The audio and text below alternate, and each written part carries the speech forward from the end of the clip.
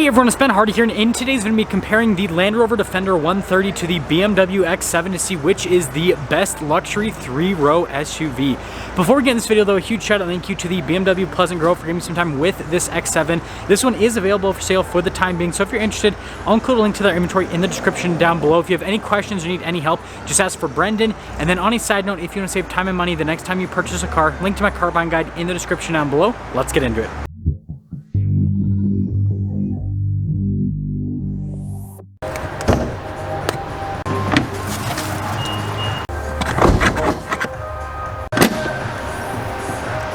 Powering the Defender is a turbocharged 3-liter inline-6 that goes through an 8-speed automatic transmission. Fuel economy 17 around town and then 21 on the highway, with power outputs being 395 horsepower and then 406 pound-feet of torque.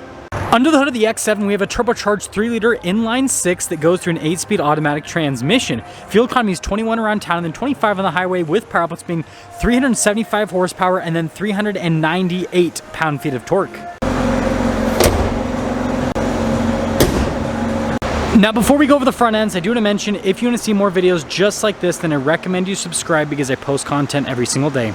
So starting with the Defender front end, you guys can see it's gone for that boxy off-roader appearance, and there's some off-road stuff with this. You guys can see here on either side, and then look at how the front end has been sculpted for approach angle. With that being said though, notice how much of this would not hold up very well with off-roading, because this has been kind of like more luxuryized, if that makes sense, for the Defender. But other features, you got fog lights, you got parking sensors on top of that.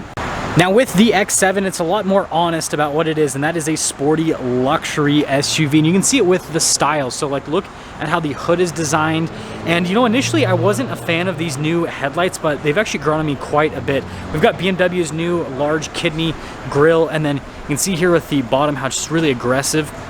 And when you put it all together, it's a really good looking SUV. Again, it took a second, but now it's grown on me. Now with the Defender, our tire and wheel setup is 275, 45, 22 in the front and over in the rear. And then with the BMW, the rear tire 315, 35, 22, the front 275, 40, 22. So basically we've got similar size in terms, well actually the same size in terms of wheels, but we've got a little bit more profile on the tires here. But then with the BMW, well, at least in the rear, you got a wider tire. I just realized that reviewing a gray car with a white car is probably the worst thing ever for filming, because of like the camera filter can't pick up both colors. But anyways, with the Defender here, you guys can see how the fender kind of bulges out a little bit, and then you got this painted fender flare, whereas with the X7, notice how it's a little bit more flush with everything, including the fender flare, and then notice the rest of the bodywork here on the side, whereas the Defender, again, kind of more of that boxy utilitarian design, and you can really see it here when you look at them both side by side. This kind of just has like straight lines to the back, whereas the BMW kind of curves and widens there in the rear, more like a sports car. Anyways, here is your side-ish view. This is kind of more of a 3/4, but it's the best I can do right now. And then here's the same thing for the Defender. I feel like in this review, we've got the Defender that has the weird looking back end, and then we have the BMW that has a weird looking front end. So we've got weird back end plus weird front end in today's video. Now here are the key fobs for the vehicles, and who would have thought the Defender key fob is super boxy? But anyways, functionality on them is pretty similar. With the Defender, you can turn on the headlights. With the BMW, you have remote start. Now the Defender, it shows you can open up the hatch, but you still have to open it up yourself. You guys will see why in a moment. Whereas the BMW, it's all automated. So popping into the rear of the BMW, you guys can see we've got a tailgate here. That's one of the cool things about the BMW X7's hatch. And then you guys can see here with the seats, you can lower them down. I love how you have the max cargo and then max passenger. It's a cool little shortcut right there. But you know, you've got an okay amount of storage space behind the third row. Again, pretty typical for this segment. And then you can also lower down the air suspension to make accessing the rear a little bit easier with the BMW. Now with the Defender, you guys can see it's got more of a barn door style hatch is what we'll call it. And storage space, somewhat similar. I think the BMW might have a little bit more behind the third row, but nonetheless, you can still lower down the vehicle itself. And then we also have a little bit of toolkit stuff underneath. And then finishing things up with rear style, you can see again with the BMW, it's gone towards the sports side of things. Look at the body lines, and then look how aggressive like the exhaust tips are there at the bottom. Whereas the Defender, again, they've gone for like the boxy off-roader type design. So it's like vertical with the rear, and then of course got the spare tire there on the back as well. So we are in the second row of the X7, which is actually really spacious. We've got this little storage pocket here, we've got some charging ports, and we have this really beautiful door panel. I mean, look at all of the leather trim here and the wood trim, but very German in terms of the color theme because it's all blacked out. And then you guys can see here with the vents, we've got our own climate zone back here. We've got heated seats as well. And then headroom back here is great. And the seats themselves are really cool with the design. You guys can see how it's kind of like pretty intricate there in the center. While having power second row seats definitely makes getting into the back a little bit easier. So legroom here in the third row is pretty cramped, but the third row itself is very nice. Like, look at the trim back here and the ambient lighting. Like, this is super high quality. You guys can see a little cup holder here. And we got this for the seats. Headroom back here though is solid, and I've got my own climate zone here in the rear. I've got heated seats in the back, and then we even have our own sunroof here in the rear as well, which is pretty cool. And these back seats look just as cool as the other seats, by the way.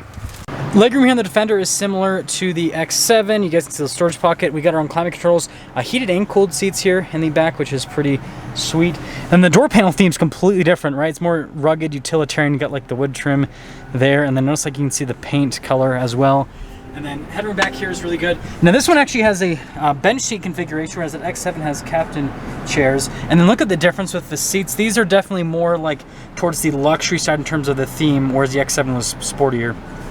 Yeah, so pretty cramped third row, just like the X7 in terms of legroom. And then you guys can see really nice padding back here. Got our heated seat here in the rear as well. It's our own vent. And just like the X7, we actually have a sunroof back here. And these seats do look just as nice as the rest of the seats in the vehicle. But also headroom is great here in the back. I will say both these vehicles are horrible third row SUVs in the sense that they're both really difficult to get into the third row. Okay, well, let's see what kind of fancy animation we have here with the X7. Pretty cool with the startup. Now look at the door panel here, really nice with the material use. Got like wood trim. We've got massaging seats even with this, which is pretty cool.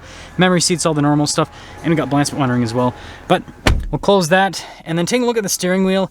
All blacked out. We got paddle shifters here on the back. Got a little M logo there at the bottom. Really nice stitching here around the airbag cover. And then taking a look at the gauge cluster itself, again, you can tell that like sportiness is the theme, and when you actually change the drive modes, it changes how the gauge cluster looks a little bit. And then popping the car into reverse, we do have a 360 camera system. We also, you guys can see with the bird's eye view as well as the backup camera, so like good camera system overall. And then as for the rest of the infotainment system, this is BMW's new Hyperscreen unit, so it's got really good response time overall. Even it's pretty cold today and it's responding really well. Got all these different menus you can go through.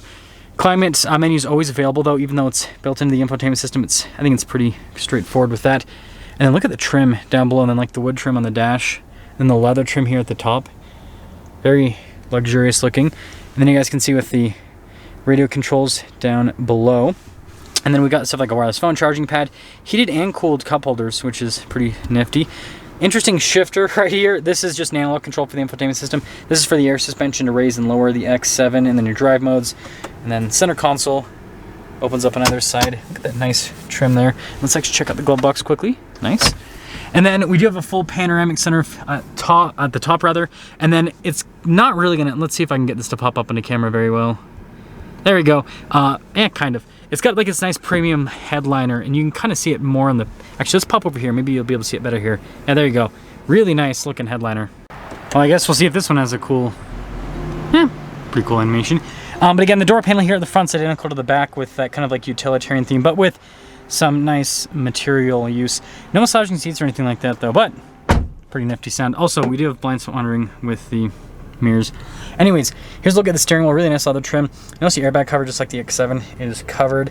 And then you guys can see here full digital gauge cluster in the center. And again, more on the luxury side, I'd say, in terms of the look. Like, it doesn't have the same sporty look as what the BMW has. And then we have a 360 camera system, just like the BMW. Fills in underneath the vehicle. I'd say camera systems on these are pretty equal, to be honest. They're both really good. And then as for the infotainment system on this, it doesn't look as cool as the BMW's because it has like the whole screen like connected, but response time on this is great, as you can see. I live with this because my wife has a Defender. It's a great infotainment system overall. And then I do like this whole control stack here for like the climate controls, for the heated and cooled seats. This is for the air suspension to adjust it. I don't know if I showed you in the BMW, but that also has air suspension you can adjust up and down. But you also have like the drive mode select over here. Now this one is more about like off-roading. So most of the drive modes are associated with off-roading rather than on-road use, which is a big difference. And then look at how this center console area is set up. Refrigerator center console, by the way. Pretty cool. And then you guys can see it says Defender there. You got like this grab handle with leather, and then yeah, pretty normal glove box. The handle's not as nice as the BMWs. And then this does have a camera mirror here at the top. And then we've got a full panoramic sunroof. Lighter colored headliner, but just regular cloth. Now when it comes to pricing, this X7 stickers for about $99,000, and then this Defender stickers for just under $93,000.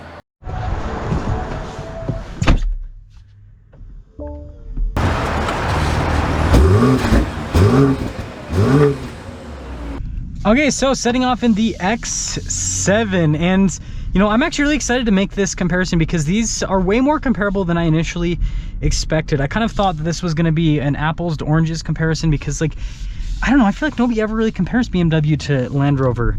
But, I mean, they're super close in price, and the features are all very similar as well. And also, that massage function, that's always nice to have that happening. Now, I will say I do love the torque on this powertrain.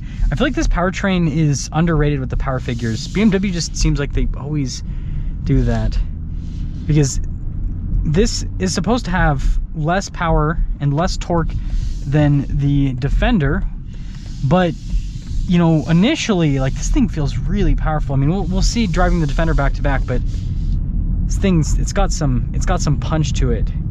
That is for sure. Ride quality is really good. Again, this has air suspension just like the Defender, which you can adjust up and down. It's this little like toggle switch down here, which actually is really nice with the material use on toggle switch. So yeah, going over like potholes and everything, like, even though this has 22s, it soaks it up really well. So I'm super impressed with that. Seat comfort's really good with this too. So I think that's a big plus. And overall, like, this interior is really nice. I mean, the material used throughout is really solid. And you can tell it's got really good fit and finish too. That's one thing you can't exactly say about the Land Rover. Nice material use, but man, I mean, I can say this as a Defender owner, that stuff doesn't hold up as well as you'd like. Yeah, let's see, going over this. Oh yeah. Yeah, the air suspension really helps out quite a bit with this one. So let's see how this one accelerates. Ooh! Gotta love BMW's inline sixes, my goodness. Yeah, I feel like this is underrated. I feel like it's underrated. But summing things up here at the X7 before we pop into the Defender, really comfortable. Exterior styling, like, it's interesting. Again, like I said, the front end has definitely grown on me. I will say that it took a minute, but it's grown on me. I like the back end quite a bit, but again, this is more towards the sporty side. Interior is really nice. I will say though, it's very German. Like, there's not a lot of pizzazz inside here. It's just nice materials, great fit and finish, and that's pretty much it. There's nothing like that, I don't know, screams at you that's like, whoa, that's crazy exciting. It's just like, this is a nice place to be. And it drives really well. The powertrain's great. So overall, good luxury vehicle. Also has a sporty side. And the cool thing about the X7 is you can get a V8 in it. You cannot get a V8 in the Defender, but let's go pop over there. And I'm talking about the 130 version. You can in the smaller versions.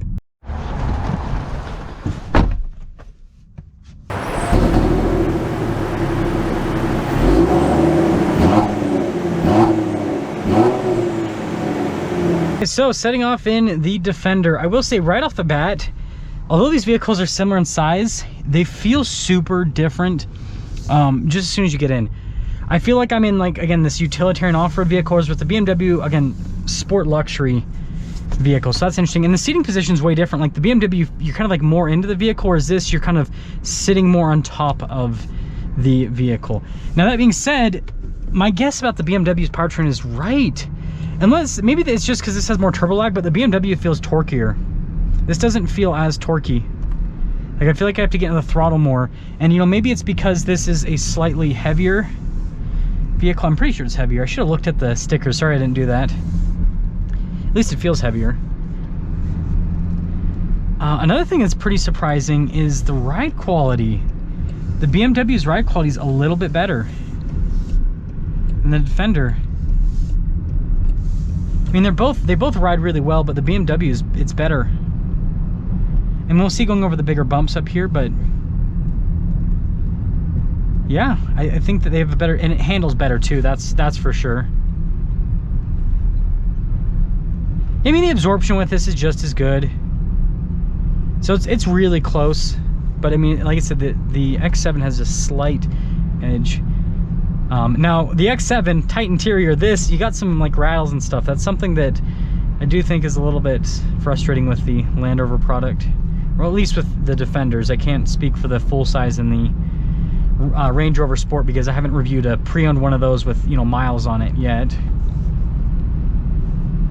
Yeah, it's weird. This just doesn't, like, it's got good, like, this has good power, but it's weird. The X7 just feels like it's got just a bit more.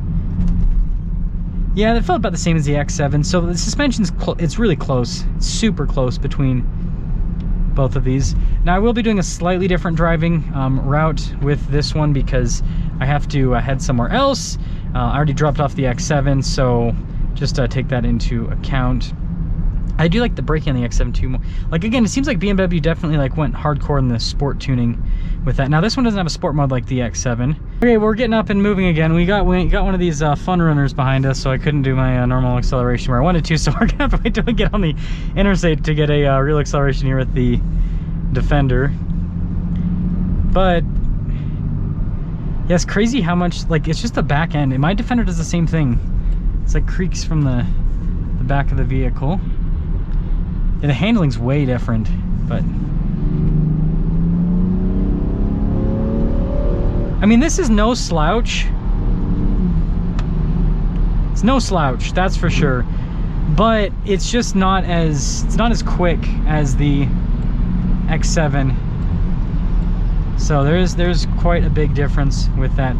So to quickly sum things up with this comparison, I think the X7 overall with the driving dynamics and everything is better than the Defender. I think where the Defender comes out, why someone might go for it, is you might like the boxy styling more, you might like the interior theme more. This interior is way more exciting than the X7, even though the fit and finish isn't as good. Again, the rattles in the back end really show that. But material use is really nice. And the other thing is off-roading, right? The X7, although it has some off-road tech, this is like the off-road king. So if you're actually going to take one of these off-road and you like this more utilitarian theme, then the Defender makes more sense. But if you're just looking for like a 3-row luxury crossover, I think the X7's the better route to go. They pretty much have the same features. It's just that one just drives a little bit better, has a little bit more features, but it also costs a little bit more. I'd be interested to hear which one you guys would go for.